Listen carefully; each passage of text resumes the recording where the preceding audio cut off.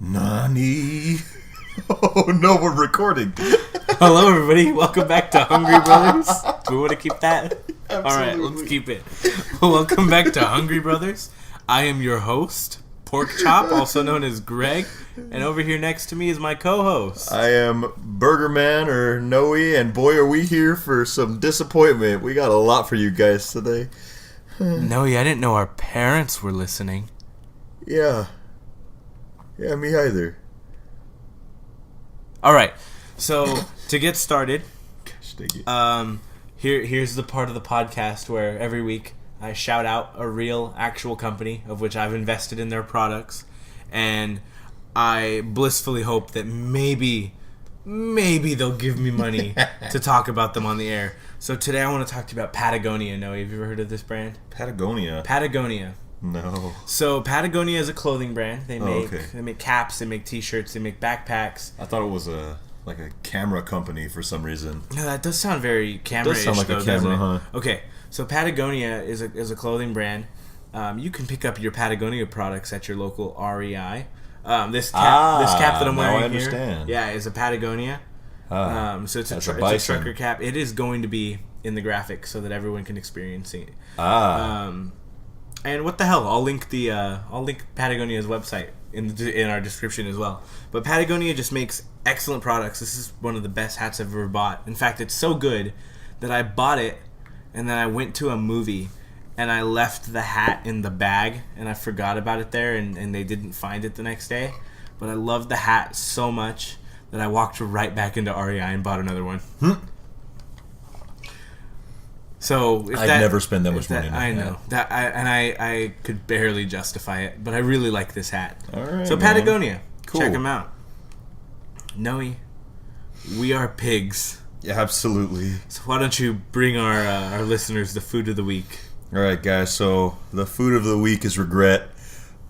Me and Greg ate a lot of pizza before this for dinner. Way more pizza than anyone should be allowed to eat ever. Yeah, way more pizza than our bodies allow us to eat ever.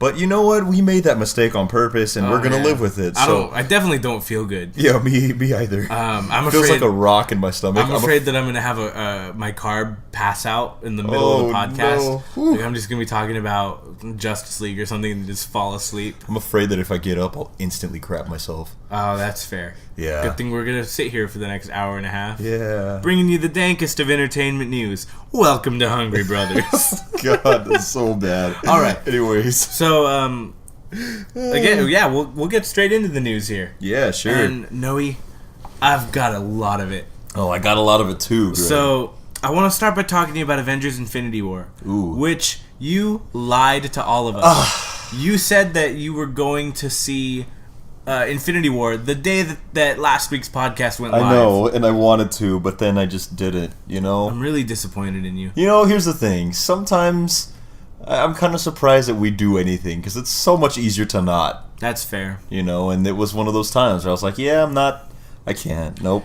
Well, I'll round back to Infinity War in a moment, but I'll also say that we chose to not see Incredibles 2 this week. So, as per the Hungry Brothers tradition, our movie review is going to be at least a week late. All right, Noe, I want to talk to you about Avengers Infinity War. Yes. Because the film itself has just joined an exclusive club. Oh? Only 3 other films. Oh, wow. Have achieved this milestone. Avengers Infinity War crossed $2 billion at the box office. Jesus.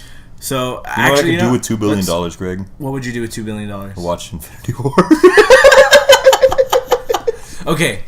So, Noe, I want you to throw out a couple guesses of what movies do you think also made $2 billion? Passion of the Christ. You're wrong. Okay, I figured. Titanic. You're correct. Oh, sweet. I got one. Titanic is one of them. Shape of Water. No, I wish. Oscar winners don't make money. So the other films that have hit $2 billion, Avatar and Star Wars The Force Awakens. Oh, well, that makes sense, actually. I don't know why I didn't say that. 4 films. And those other 3 were all released in December. So Infinity War is the first one to make $2 billion outside of the holiday season. Oh, wow. So Infinity War... That's a big deal. It got a high honor. And I'm still super stoked for Avengers 4. I mean, we talked briefly about that. I don't want to wait. Me either. So let's head straight to the other side of comic book franchises.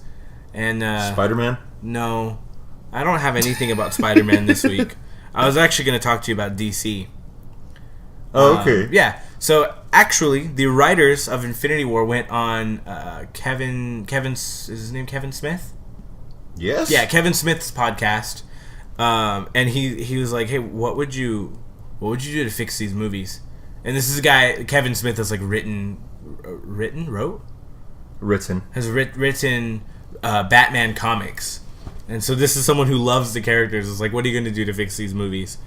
And so the screenwriters of Infinity War, Christopher Marcus and Stephen McFeely, what a great name! What an interesting name.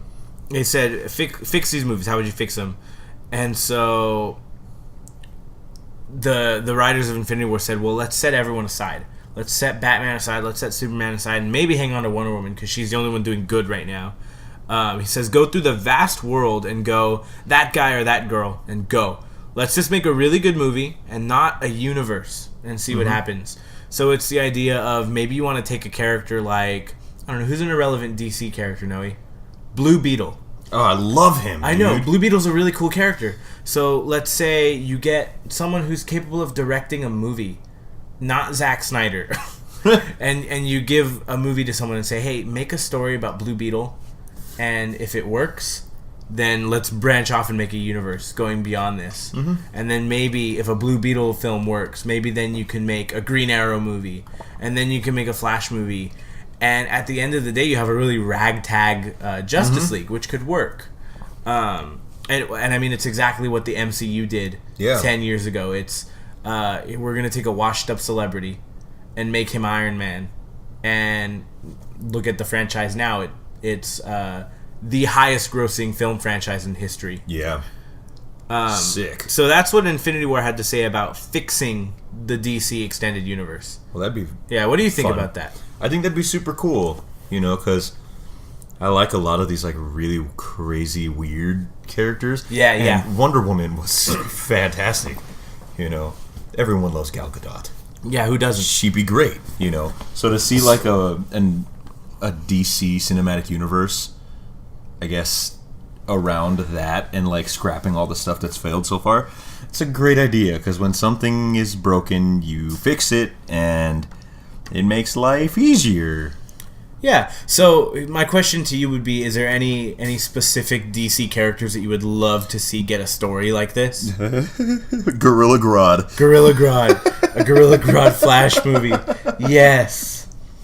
Oh, that'd be great. All right. So a couple other things about the DC films. All right, go on. Wonder Woman's getting a sequel.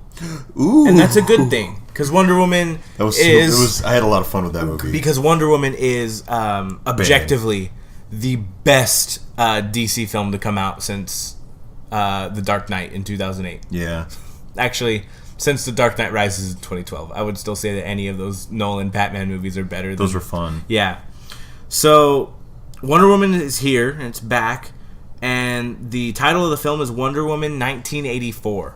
Huh. So this is Wonder Woman set in the 80s, and Patty Jenkins is back to direct. Cool. I'm okay with that. This is fantastic. And on June 13th, Patty Jenkins tweeted a picture and said, "Welcome to Wonder Woman 1984, Steve Trevor." Oh. And so Steve Trevor, spoiler alerts for Wonder Woman, was Chris Pine's character who died in a plane crash. And apparently, he's back in the 80s. Oh, NANI. Which would make him ancient and also makes him even more like Captain America. Even though there are already all those parallels. Like, there's this character named Steve, played by an actor named Chris, who fought in a war and sacrificed himself in a plane crash and came back many years later looking exactly the same. Ooh. You got thoughts on this, Noe? Maybe who is Steve Trevor? Are they turning him into a metahuman? All right. Hear me out. Hearing. He is Wonder Woman's dad. Wonder Woman's dad is Zeus. Exactly. What? I didn't even think about that. Come on, dude. Steve Trevor has been Zeus the whole time. Would you imagine that? That would be highly incestual. I know. And not okay. No, it wouldn't, but it makes sense with Zeus. Patty Jenkins, why would you do this to us? Making us contemplate unrealistic fantasies. What are you talking about? Fantasies? Nightmares, Okay, more like. yeah, nightmares. Everyone is the better knows word. Zeus is a horny Okay. So, piece of crap. Okay. Sorry, Zeus problems. That's okay. Zeus is I've had Hungry Brothers Bite Size about Greek mythology. I've had many problems with Zeus. Coming to you 2019. Okay, so my other thought is that maybe Chris Pine is showing up in this film merely as like a hallucination of Wonder Woman. Huh. Maybe a personification of losing a loved one.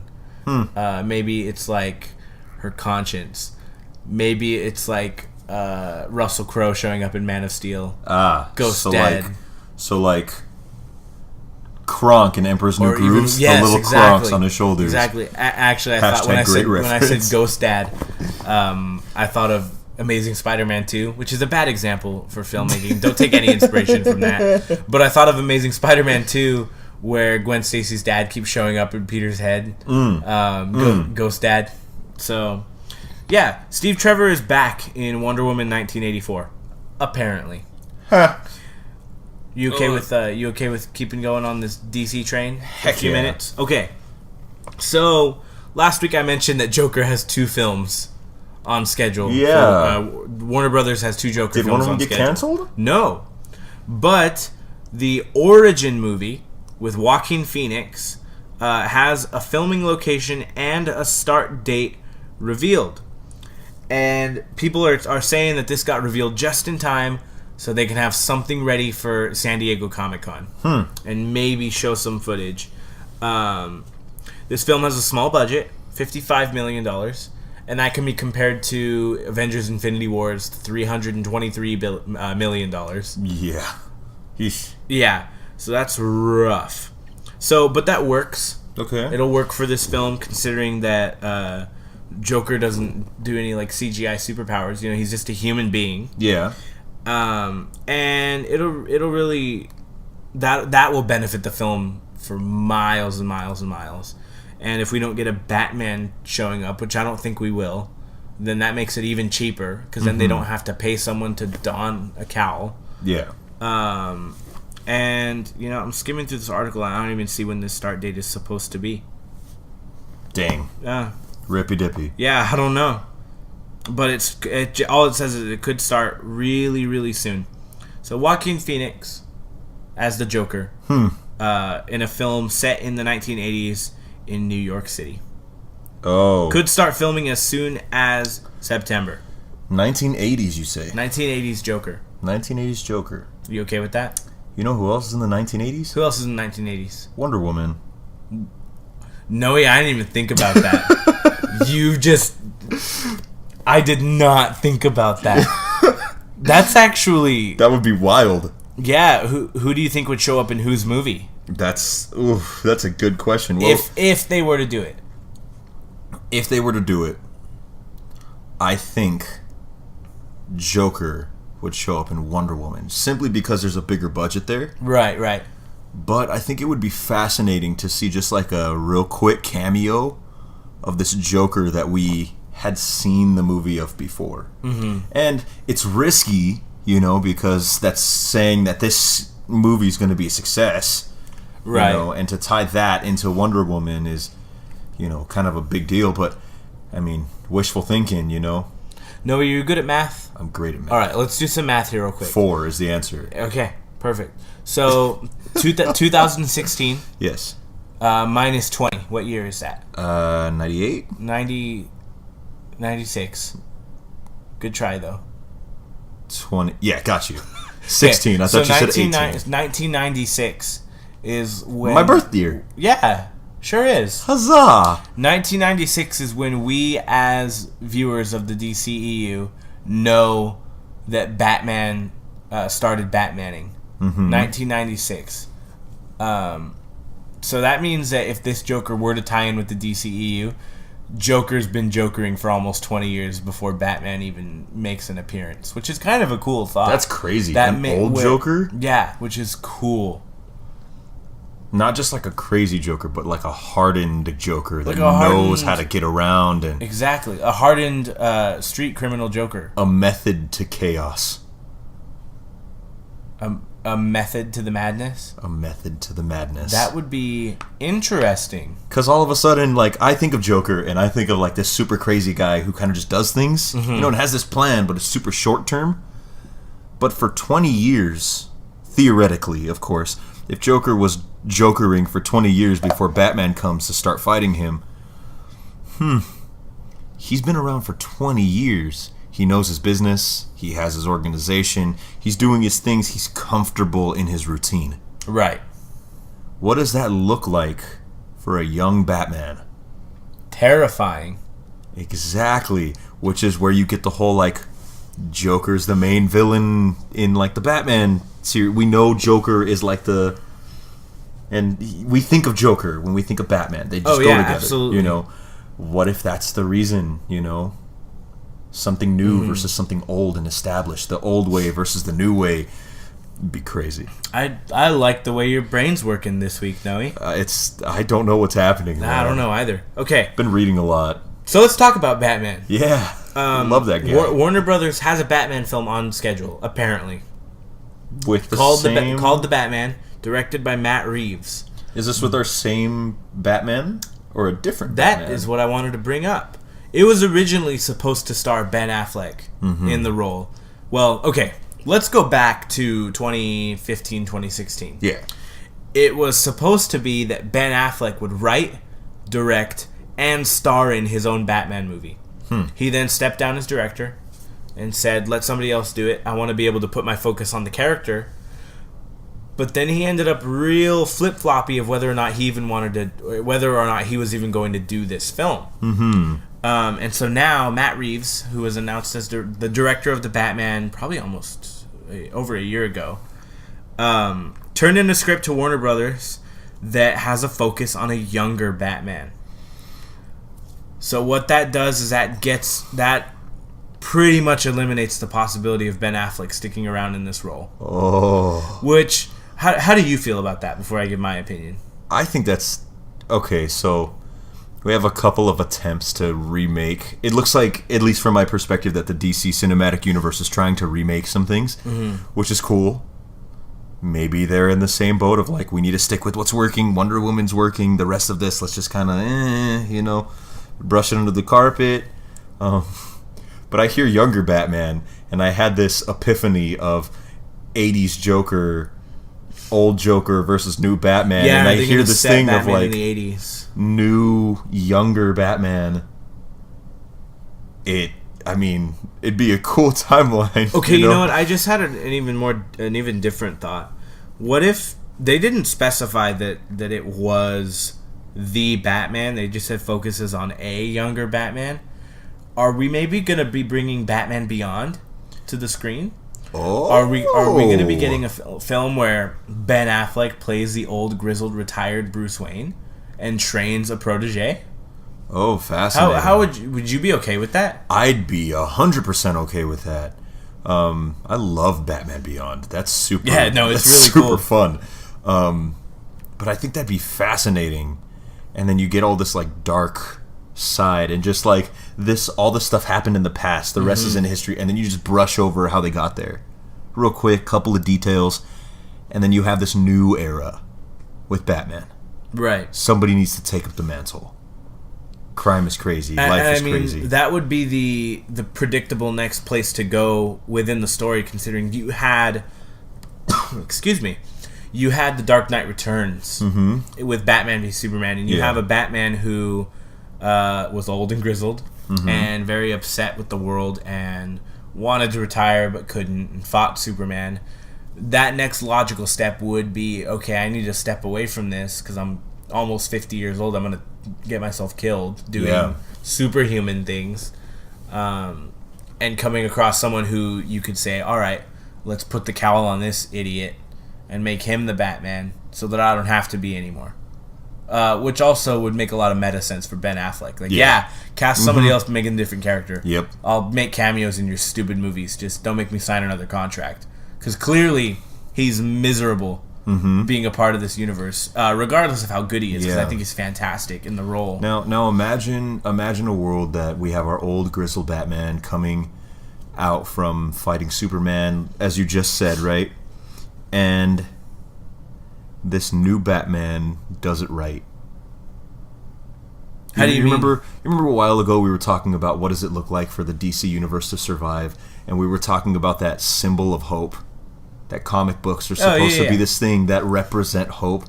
What if this new Batman takes all the mistakes and the chaos and starts righting the wrongs that have been done by the Marvel Cinematic Universe?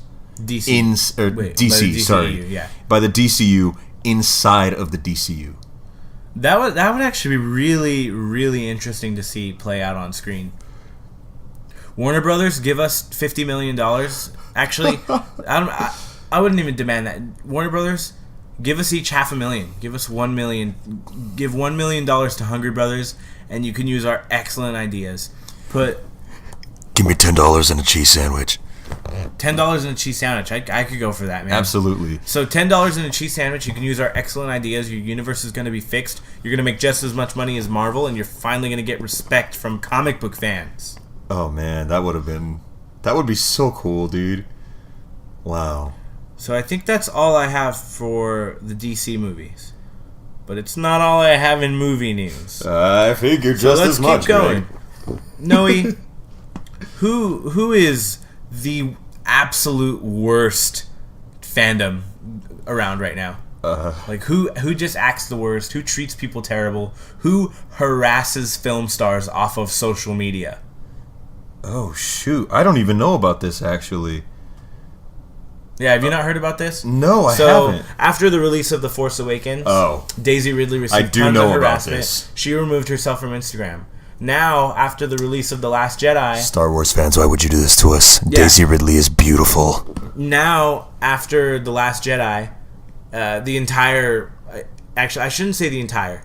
A small but loud minority of Star Wars fans, I'm doing air quotes here, attacked Kelly Marie Tran for being a bad character in Star Wars. Oh my gosh. And they harassed her. So first she deleted all of the posts on her Instagram, but her account still existed. I believe now her account doesn't even exist. She's just deleted it. Wow. So way to go, Star Wars fans.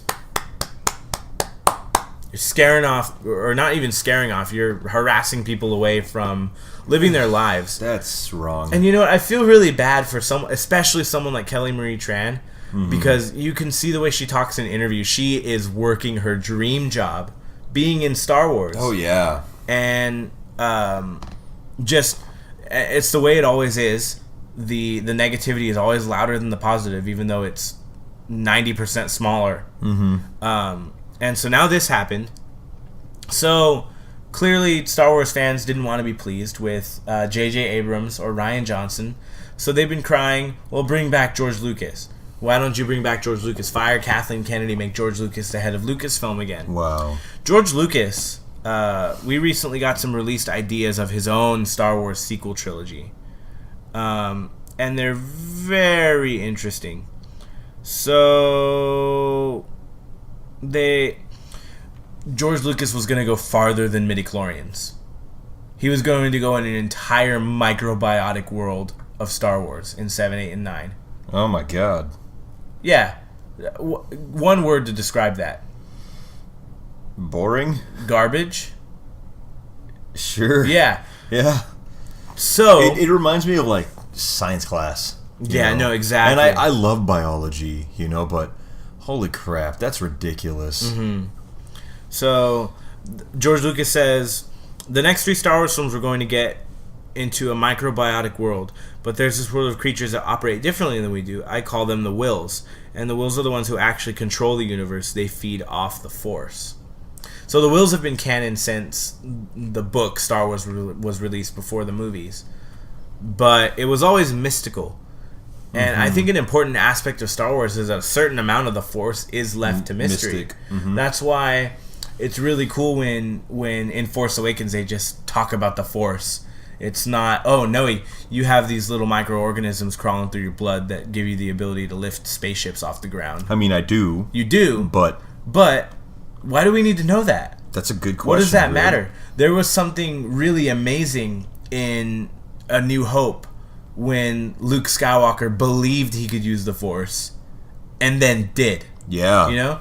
So George Lucas bringing midichlorians into it, it's a whole different argument. But essentially, George Lucas released absolutely bonkers ideas for Star Wars sequels.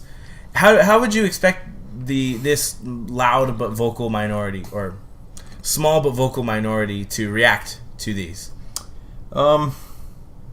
Every fiber in my being says that, like, they'll hate it because logically you should. Right. But I have a feeling that wasn't the case because people don't like. It's either their way or no way. Noe, I am pleased to tell you that everybody hated it. Oh, thank God. So that gives me one fact about Star Wars. I feel like Mark Hamill. I only know one truth. It's time for the fandom to end. No, Star Wars fans cannot be pleased. I think I've brought this up in every single episode of the podcast so far, because here you have an outcry in the early 2000s. Get rid of George Lucas; he's ruining Star Wars. Mm-hmm. And then you have now Disney taking over. Get rid of Disney; give Star Wars back to George Lucas. Dumb. And then George Lucas comes out with these ideas. Oh, we're glad Disney has it over George Lucas. No matter how much they hate it, they're still more okay with Disney than they are with George Lucas in that moment. That frustrates me. Yeah, no, it's I frustrating. love Star Wars. It reminds, like, watching these old ones, it reminds me of when I was a kid. Exactly. And I watched them, you know. I remember seeing those scenes with, like, Rey and Kylo Ren, like, just appearing and talking to each other. Mm-hmm. And I was like, oh, the Force, it can do so many cool things. And, like, the same kind of feeling as seeing Luke Skywalker lift the X-Fighter out of the bog in Dagobah, you know, is the same kind of feeling of childlike wonder of, like... Or rather, Luke Skywalker attempting to lift the X-Wing. Well, because he did not. I know, but... But Yoda's a freaking pimp. Yeah. He did. Yeah, I remember. Yeah, so the conclusion that I've reached is that Star Wars fans are just never going to be pleased. Yeah. And we, as actual Star Wars fans, have to realize that. And I'll defend Star Wars till I'm blue in the face. Heck yeah. And you know what I usually say to defend it when people are complaining about it? Knowing at the end of this day, this is a kids franchise. Yeah. And it's kids movies that adults love to watch, which is fine. Disney and Pixar do well. It's a child's franchise literally made to sell toys. Yeah. So at the end of the day, it does not need to be nuanced at all. Mm-hmm. But it is, because they know that there's these adults that watch the films, and if it was completely bottled down, like, I don't know, Despicable Me, then no, adults would stop watching it, but there's still something there for adults. Yeah. So, Star Wars fans are garbage. Yeah. We have hope for you. Again. We have hope for you all that you'll turn around and start recognizing the good in the universe that's been given to you. All right, Noe. I want to talk to you about a little film that's coming out in 2019. There's it's a really small, relatively unknown director behind it by the name of Tim Burton. Oh. Yeah. Oh my. And Tim Burton. Been a while, Tim Burton. It has been a while, and I hope that I miss him. I do. Well, I think, was it on my list in episode 1, Big Fish? Big Fish is in my top 5 movies if I didn't put it on that list. Yeah. Yes. Tim Burton's style is just amazing. So he's lending his craft, his expertise to the Disney 2019 remake of Dumbo. Oh my God, Dumbo. No, I love Dumbo. No, tell me what you think about Dumbo. I love Dumbo. I used to watch that when I was a kid. I saw the trailer. So I know exactly what you're talking about, even though I don't know all the logistics and stuff you're going to tell me. But oh my gosh, I remember seeing that trailer when I was late one night. It's like 12 o'clock, literally yesterday. And I'm watching this, and this comes on as I'm watching YouTube in my bed, right? And oh, is it like an ad, and you just ended up sitting through it? And I ended up sitting through it, and I was like, "Oh, this is fascinating." And then I see the little elephant shaking the hay off of his big ears, and I sit up breathless because of how beautiful this remake was, feeling the nostalgia of this childhood movie. And the CGI looks really good for being this early. Yeah, I was surprised. Oh, man. But anyways, Greg, tell me about what you have about Dumbo. No, I don't have anything about Dumbo. I just wanted to talk about it. Oh my gosh, dude. Because I've actually never seen the animated version. Okay, so the animated version is real weird. Great, Tim Burton's behind this one. Yeah. That works. Which is why when I found out that it's Tim Burton, it makes a lot of sense for that movie, because it's cute. It's a cute movie, and I have very interesting memories around that. My mind kind of goes to like an Alice in Wonderland place when I think of Dumbo. So I think having Tim Burton in charge or helping out with this film is a super big plus, because there's some crazy things that happen with it. But I mean, beautiful story. Dumbo flies with his ears, which is wild. God. Biologically, that's completely impossible. No matter how big the elephant's ears are, the strength and strain it would put on the elephant's neck as it's lifting itself up would be absolutely abysmal. So would you say that, according to all known laws of aviation, there's no way an elephant should be able to fly? That's exactly what I'm saying. Bees. Bee Movie, 2019, sequel. Jerry Seinfeld, come back. Okay, so Dumbo is a movie that's happening. Yeah. And I gotta say, I haven't been super excited for Disney remakes. I thought most of them were fine. But I think I'm excited about this one. All right, so this is where I go with this. We're on the track of remakes, right? So I remember watching Beauty and the Beast. I loved it. Great. The original one or the new one? Both. Okay. Both. The new one was fresh. It was something that I would show my kids in the future. Yeah, I was gonna say it somehow managed to be fresh, even though it was almost shot for shot remake. Yeah, and it was something that was like, this is a current version of what I had as a child, you know. And then I think of this Dumbo movie, and I'm like, wow, I'm hoping that scene with Dumbo shaking the hay off, that's in the original. Same exact scene, right. Exactly, you know. Obviously, there's a lot of iconic imagery that you wouldn't want to just get rid of. Oh, yeah.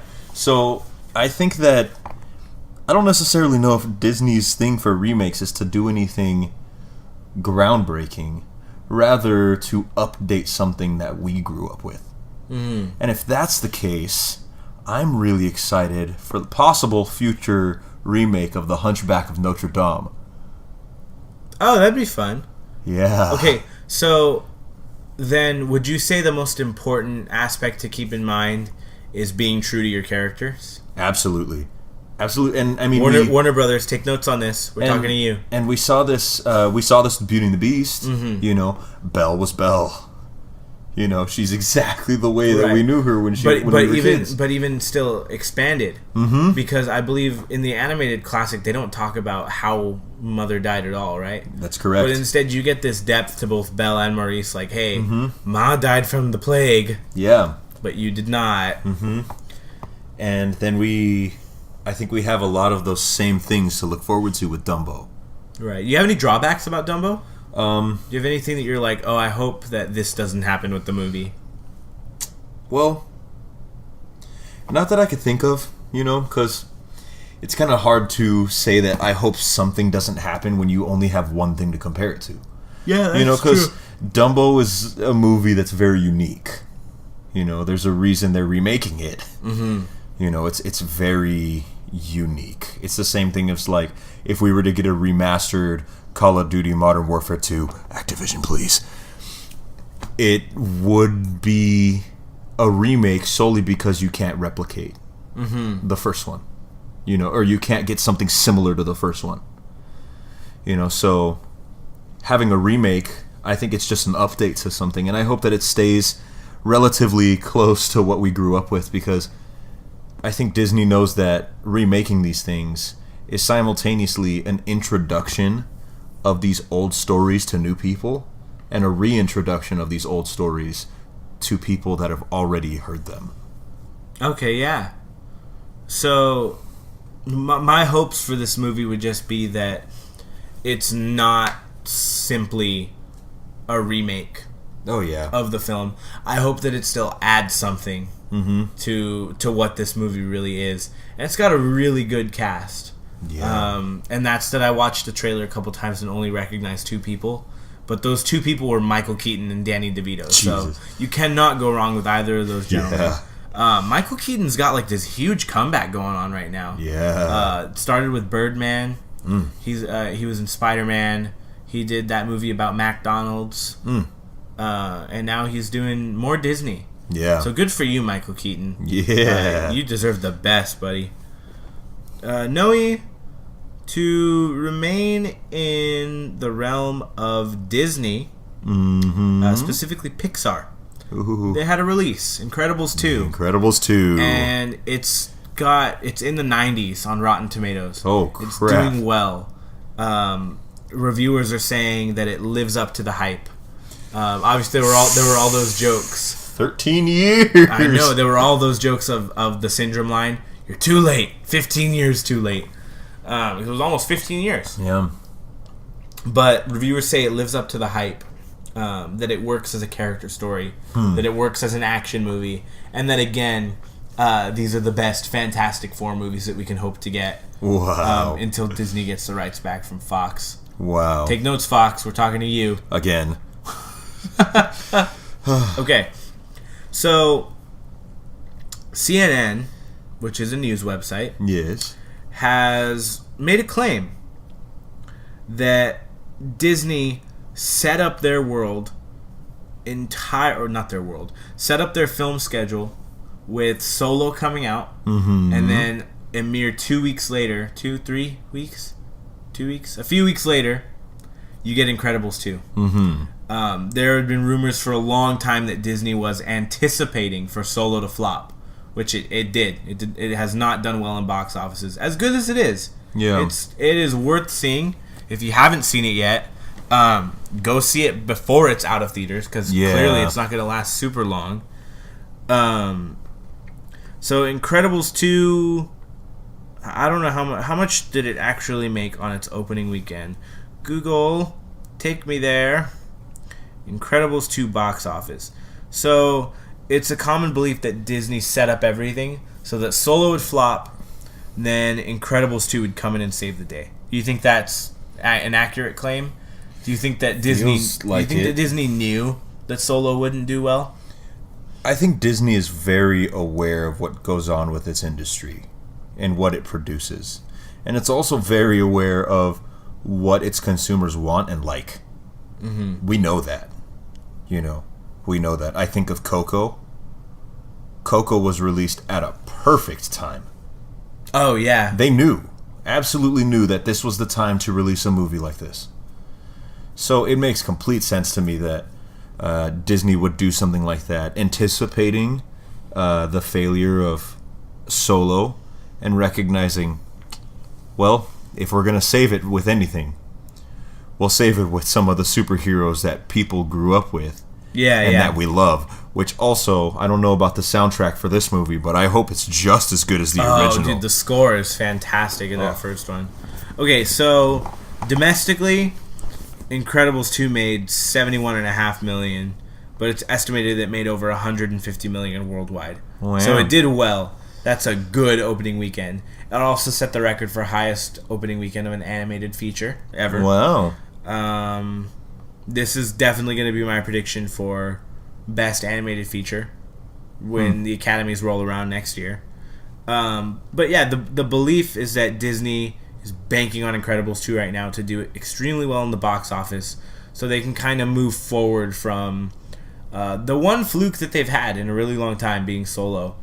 And I think that's a fluke on the approach to the film rather than the film itself, because the film's good, but the film received a lot of bad press based on directors getting fired, and films having to be reshot, and the rumors that Alden Ehrenreich had to get an acting coach. So good for Incredibles 2. Get in here, make it right for Disney. And I truly don't think that Solo is going to do anything to negatively affect Star Wars in a serious way. No, but I doubt it. But a flop's a flop, and it happened. And it'll continue to happen even to big studios like Disney. Obviously, this was their first one in a while, but it definitely wasn't their first. Let's see. No, I want to talk to you about some comic book stuff. There's some really cool stuff going on in Marvel Comics right now. All right, go on. The first being about Frank Castle, the Punisher. A few years ago in Marvel Comics, Frank Castle donned the armor of War Machine. Oh. And he was out in the Middle East taking down the baddies, being War Machine, being the Punisher War Machine. So now Punisher's back, and there was this, and he's killing people in the States, and the superheroes are after him, and they're wanting him to answer for his crimes where he willingly worked for Hydra a while back in the comics. Yeah. So now his goal now becomes, he said, I need to redeem myself because I worked with Hydra. His goal now becomes to kill every last Hydra agent he can find. Jeez. Yeah. As War Machine. And so he's going to team up with some people. And those two people are amazing Marvel characters. One of them being Natasha Romanoff, the Black Widow, and the other being Bucky Barnes, the Winter Soldier. Oh my god! So it's the three of these guys on a rampage. Here, I'll show you a picture. I'll show you a picture of the comic panel. Holy crap! Just the three of them. There's so many dead people. Yeah, exactly. So that's so up cool. Here's a look at Frank Castle's War Machine mask. Jeez, it's terrifying. My goodness, excuse me. If you think that it's bad this week, just wait until next week. My voice is going to be even more gone. So, this is Punisher number 226. You can pick this up in your comic stores to read the story of a three-way team-up between debatably three of the most badass characters in the Marvel Universe. Yeah. Three of the most badass non-meta-human characters in the Marvel Universe, at least. So, really cool, really exciting. Punisher, man, I'm yawning too. How unprofessional of me, Noe. Punisher's just a cool character, and now he's killing Hydra with, why did you do that? My goodness. Okay, one other story about comic books, and then I'm going to pass it over to you because you've got tons about E3. Oh, yeah. So, this is going to be our bridge into video games. Sweet. Because, Noe, what game am I particularly excited about coming out in September? Spider-Man. Noe, Spider-Verse is something that happened in the comics. Yes. In the early 2010s. And it's something that is being committed to film, looks like, at the end of this year with the Miles Morales movie. Mm-hmm. Right now, we've got Spider-Geddon is the name of the story arc. And Spider-Geddon number 0, they released the front cover of it. I believe they gave it away at E3. They showed it. And it's got all these different Spider-Men on it. But if you'll notice, one of them is silhouetted out. Yes. It has now been revealed that character who's omitted from the page is actually the version of Peter Parker from Spider-Man PS4. What? So we have our video game Spider-Man character being integrated into the comic universe. What? So that's a big deal. I believe that means this video game is comic book canon, and it will take place in its own comic universe. Obviously not Earth 616 or any of these other ones that's already been established, but a new one. Wow. Yeah. That's cool. So Spider-Man's making his way into the comics. The fans are super excited about it, especially being that the game was written by some of the book writers. Some of the book writers jumped on board with Insomniac. That way they could nail the character. So we're going to be getting a new version of Peter Parker in this Spider-Geddon story. I'm excited for that. That's pretty cool, man. I may just have to pick them up and read them as they come out, which I've never done with comics before. Well, that's going to be a fun game. Oh, yeah. And speaking of games, we had an incredible week this last week with E3. There was a bunch of things happening. For those of you that watched and streamed all of the reveals, there were some big things that happened outside of some smaller games that are being announced by Microsoft, by Sony, and Nintendo. I want to focus in on 5. All right, 5 games. 5 games specifically. So the first is a big one, and it's Nintendo's gem for this conference. Let's go Pikachu. Absolutely close. Let's go Eevee. Little less close. You were closer with Pikachu. Hurry up, Psyduck. Yeah. Oh, that would be awesome. Holy crap. Get the hell in the car or we're leaving you behind, Krogunk. Don't say that about my boy. I will say whatever I want about your boy. All right, so what do you know about Pikachu in games that are not Pokemon? I was about to say Pokken Tournament, but that's still a Pokemon game. Yeah. Smash. Absolutely. For 20 years, Nintendo players have been going through this series. The Super Smash Bros. Series. Pikachu was one of the first characters. Mm-hmm. No, if we're going to be talking about Smash, I want to know one thing about Smash. Absolutely. Obviously, there's tons of characters in Smash. Oh, yeah. Are we getting... what's the main character? King Sora? Is that his name? Sora? Are we getting Sora in Smash? From Kingdom Hearts? Yeah. Probably not, right? Well, we have yet to see that. But what we do know about the roster for Super Smash Bros. Waluigi's Ultimate. here. Unfortunately not, and I cried a little bit. I think we should riot. The internet's already ahead of us. Great. Don't worry. But what we do know about this new and this time final installment of the series. Wait, what? Well, last time we thought and we heard that Super Smash Bros. U for the Wii U was the final installment of the series. That was it. Yet here we are. Yet here we are because Nintendo listens to us, and Nintendo loves its supporters. So then, do you think Smash will ever die? Well, here's the thing. This is the place where it goes down in history, because for the first time we have the most dynamic fighting roster ever. It's from like the beginning. It's like everyone that's ever been in Smash before. From the right? beginning of Smash Bros., the very first one, to the latest one, we have every single character that has been installed in the franchise all pushed into one game, making this the actual largest video game crossover in history. Wow. Yes. How many playable characters? I believe. Let me check my notes real quick. So I gotta say this about Smash. I've never been a huge player of it, but every time I have played it, it's one of the most fun gaming experiences that I've ever had, like with friends, sitting around a TV, screaming at each other. Me trying to figure out controls because I don't do GameCube controllers. So I am excited to see such a huge it's a phenomenon, I'd say. This large phenomenon continue on the next gen console. I'm excited for that. Yeah, absolutely. Smash is cool. Now, I think, as far as I know, we're going to have, I think it's like closer to 50, 60 characters that are going to be there. I'm probably wrong, and I don't know my numbers correctly. The character selection screen is going to be a nightmare. Character selection screen is a nightmare. Nintendo's told us that they're not going to be putting in too many new characters, but they're going to be focusing on older characters that we've played with since we were kids. But we are because getting they think new that's characters. We are getting some new characters. 2 of them, for sure. One of them being the Inklings from Splatoon. Okay. Which will be fascinating. Their movesets are very interesting. And Ridley from Metroid, Samus's arch nemesis. Oh, okay.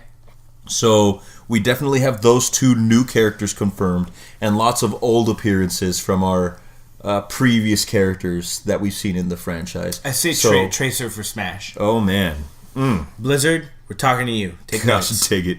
Blizzard, Reinhardt for Smash. Oh, that'd be even better. That'd be even better. But we're seeing returns of characters like Pichu and the Ice Climbers. everybody's fan favorite Solid Snake and his butt got smaller. His butt did get smaller, but you know what didn't get smaller? The power of the character that he is used to create. Every pro Smash Bros. Player knows if you suck up Solid Snake with Kirby, it's the funniest thing ever. Seeing a little pink ball with a little beard and the Solid Snake beanie. Me and my friends have started calling him Six Pack, and it's the funniest thing ever. So I'm excited to play my old main Six Pack. My goodness, this is glorious. I'm incredibly excited to play my old main Six Pack or Kirby with the Snake ability. But Super Smash Bros. Is going to be great. Was Solid Snake not in U? Solid Snake was not in the newest version, but he will be in this version. He was in Brawl. Okay. When was he introduced? In Brawl. Oh, okay. He was only for one game, and then we lost him forever, and we'll miss him forever. Like Mewtwo, but except Mewtwo came back too. Also, Daisy from the Super Mario Brothers franchise, the other princess, Peach's basic clone, is going to make an appearance in this new Smash Bros. As what the company is calling Echo Fighters, or people that are based loosely or strictly on another character that's in, such as Pit and Dark Pit, Marth, Lucina, things like that, and then Peach and Daisy. So and Waluigi and I really don't understand how you put someone like Daisy in the game, but you don't put Waluigi. Because we already have Wario. But exactly. We already have Mario. Why do we have Luigi? Because Luigi is Mario's brother. We already have... Yeah, aren't Wario and Waluigi... I actually don't know that. I think so. What, like... Don't correct me if I'm wrong, but is Waluigi not 100% more relevant than Daisy? I have no clue, actually. I have absolutely no clue. Both of them are so obscure, even though everyone loves Waluigi. No one cares about Daisy. Nope. Eliminate Daisy. Well, I mean, Waluigi has already been in the game, but not in the form of a character. In the form of an item. He shows up and makes an appearance when you use the assist trophy, which summons a random character from any of the games that are connected to Super Smash Bros. And Waluigi does work with his tennis racket and smacks people, and it's fun. Could we get Thanos in Smash? Bruh, that'd be wild. Thanos for Smash. Disney, take notes. We're talking to you. But that's game number 1. Game number 2 that I think would be really fun to talk about is Assassin's Creed. Their latest installment, Assassin's Creed Odyssey, takes place in ancient Greece. Wow. Which I think is super cool. I did not read in too much about this because I wanted to get your opinion about what do you think, Greg? I mean, I love history. Me too. It's fun to go through, and I think that's a really cool area to explore, being that other than books, there's no real documentation of the times. Yeah. So you really have tons of creative freedom. You don't have to have, this wouldn't have gone on in ancient Athens, because you don't know. So I'm good with that time period. I think that's an excellent idea. Do we play as Odysseus if the game's called Odyssey? That'd be wild. That would be insane. But what I do know about who we get to play as is this game gives us the option to play either a male or a female for your main character, which is super fun. Is it going to be super inclusive? Yeah, or starting to get inclusive. Is it going to be the same nature as Syndicate, where you switch between the two, or is it like Pokemon, where you choose one or the other, and that's how you go through the game? I believe it's Pokemon. You choose one or the other. That's cool, man. I like that. Mm-hmm. Which is super exciting. You know what I'm not excited for, though? Is unless Ubisoft decided to bite the bullet and record double the dialogue, it's probably going to be like one really generic gender non-exclusive name. Like J. Maybe. Who knows, though? I mean, they made it work in Mass Effect just by calling them Commander. Yeah. So, who knows? That'd be fun. Well, our next two games come from Bethesda. Bethesda, Elder Scrolls. Tell me about Elder Scrolls. No, is there an Elder Scrolls game happening? There is an Elder Scrolls game happening. And when this was announced at E3, it was crazy. Oh, yeah, I saw the clip. It's just 10 seconds of nothing and then a title card. But it still broke the internet somehow. Exactly. And the reason, we've been waiting for a long time for Elder Scrolls 6. When was Skyrim released on previous gen? 2011. Wow, that's a long time between games. So we've been waiting for the next Elder Scrolls for a while. This game franchise is wild. And one of the things is, you're right, we only got the name Elder Scrolls 6 and some landscape in the background. But our internet friends across the world, our Elder Scrolls fans across the world have already done the work, and they think they know exactly where this Elder Scrolls story is taking place. Mm-hmm. I've scoured the internet. I went to Reddit and Tumblr and Pinterest and then Facebook to kind of like waste time a little bit. The Shire. And it is absolutely not happening in the Shire. Damn but it. people believe that this next Elder Scrolls is going to be taking place in Hammerfell. Hammerfell. Now, Hammerfell, for those of you that don't know, like Greg, is the place of the Red Guards. The Red Guards are the darker humanoid people, rich history, very political. Think Middle Eastern. Okay.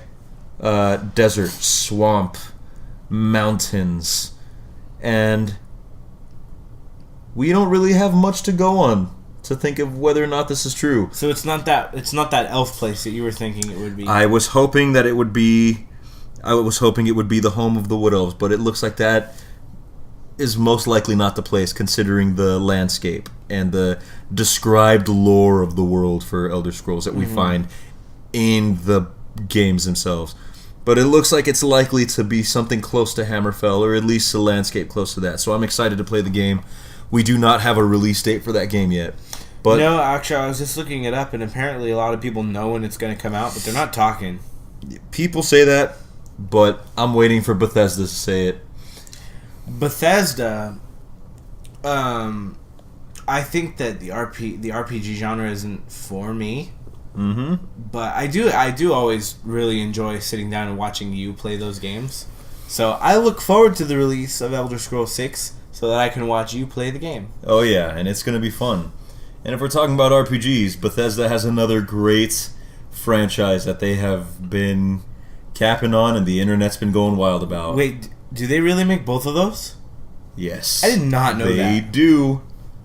That's insane. I Fallout thought 76. Activision made Fallout. No, sir. But Fallout 76 is coming soon. And the thing I want to talk about, Greg, is a thing that both of us can relate to, even though you don't like RPGs. So, at least in my experience with Fallout games, the soundtrack is always the greatest thing ever. Without fail. Without fail, there's always something interesting to listen to with I think there's with really only Fallout. one. I think there's really only one game that has topped Fallout soundtracks, and I think Legend of Zelda: Breath of the Wild. No, actually, because that's a score. It's a little great. different from like a compilation. Good point. Yeah, I was actually going to say the BioShock franchise. Oh, so good. Might be Fallout, maybe. But anyways, continue on. So, in Fallout 4, we got 20s music, 30s, Billie Holiday, artists like that, back in the day, back when music... Billie Holiday's my freaking hero, man. Oh, dude, me too. But back in the day when music was simpler. And when we got the trailer for Fallout 76, there was a song that was playing, and it's a song that you know, a song that was played in The Office. Which one? With Andy and Dwight singing against each other. Country Road, West take me Virginia. home. Yep. That's fun. Absolutely. So we're looking at a country-esque kind of playlist. From what, the 90s? Yeah. So, is that 90s? Maybe. Actually, I don't know. But are all of these games, do they all exist on the same timeline? I actually haven't looked into that. But what I do know is... They all seem so far removed from each other. I know. It's crazy. Which is the biggest advantage, because if...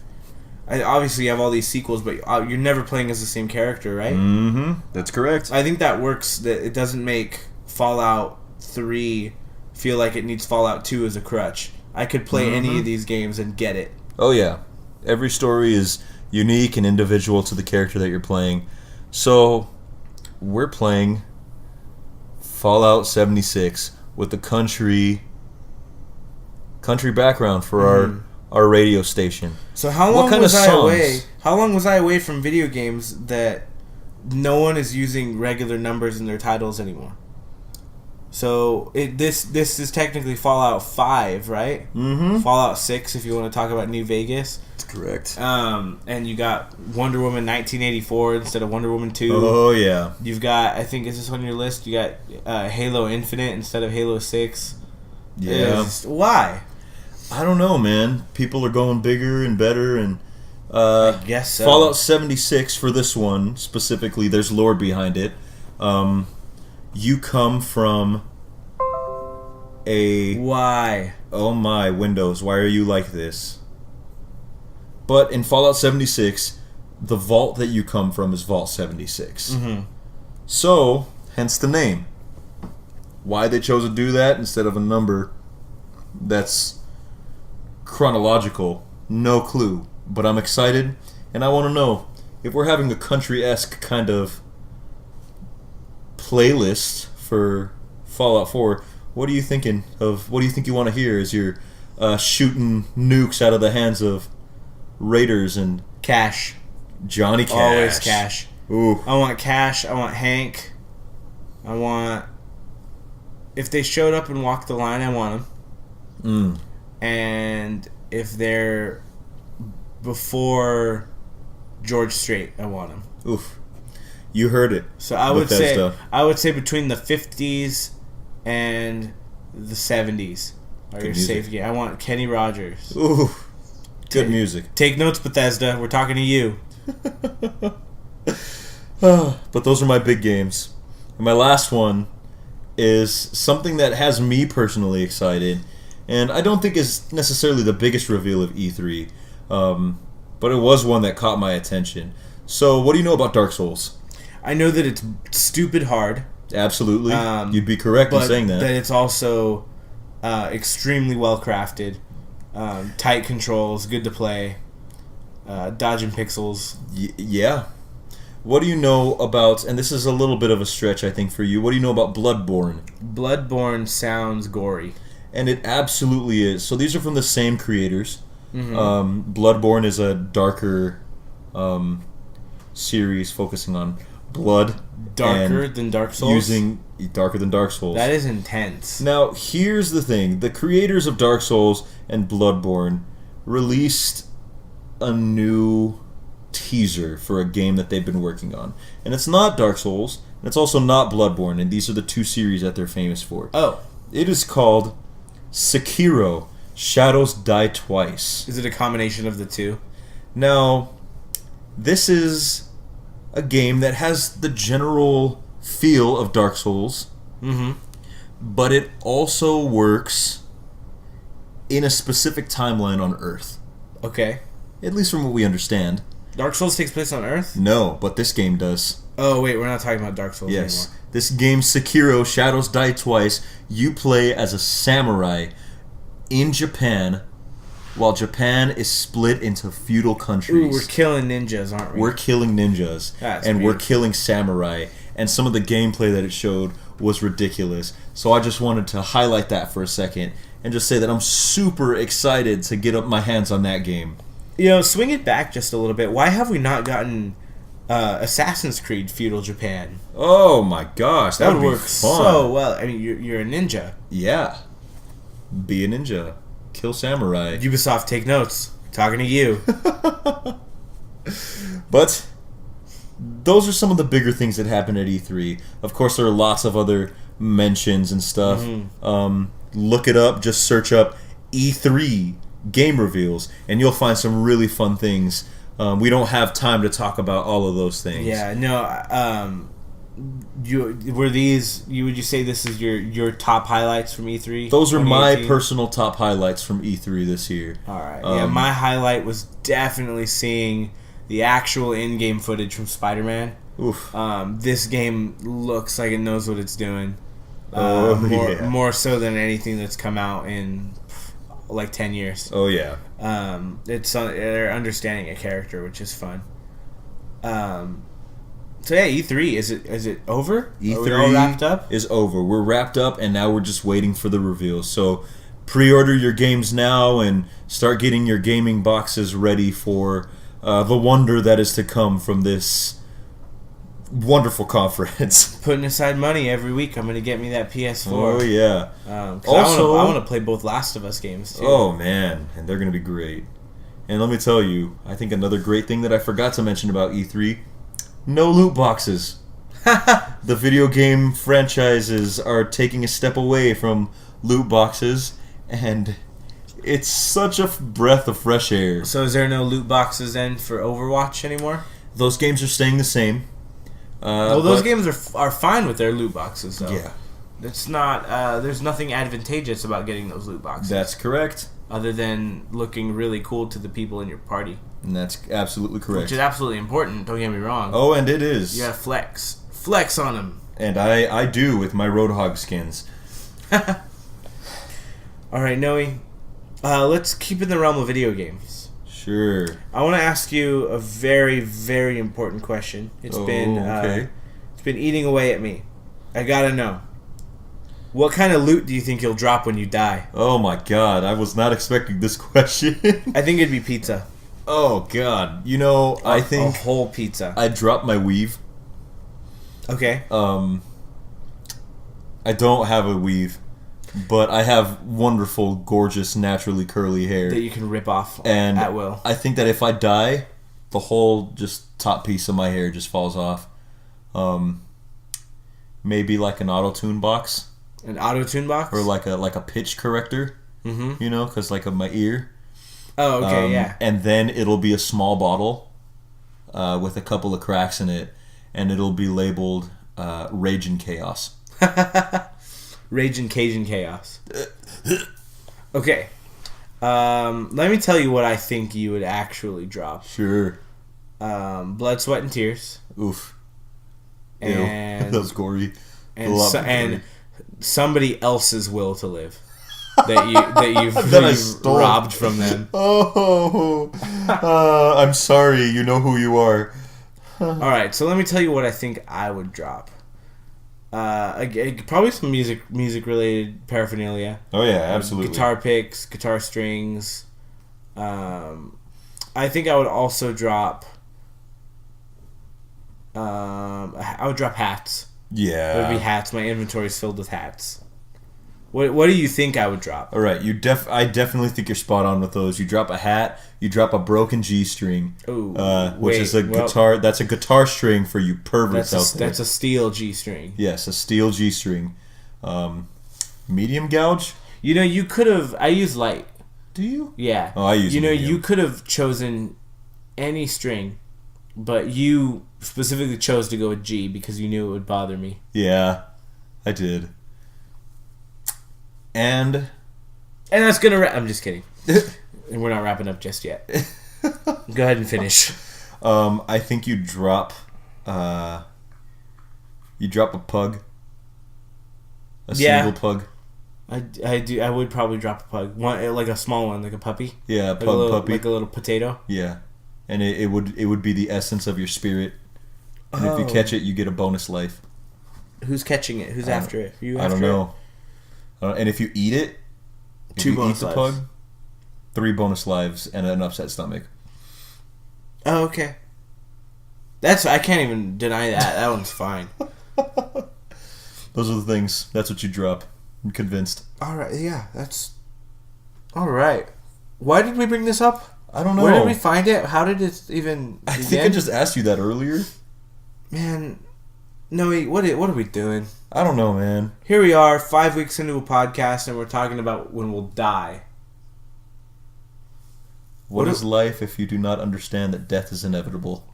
Fair enough. I can't even argue. I can't argue with you.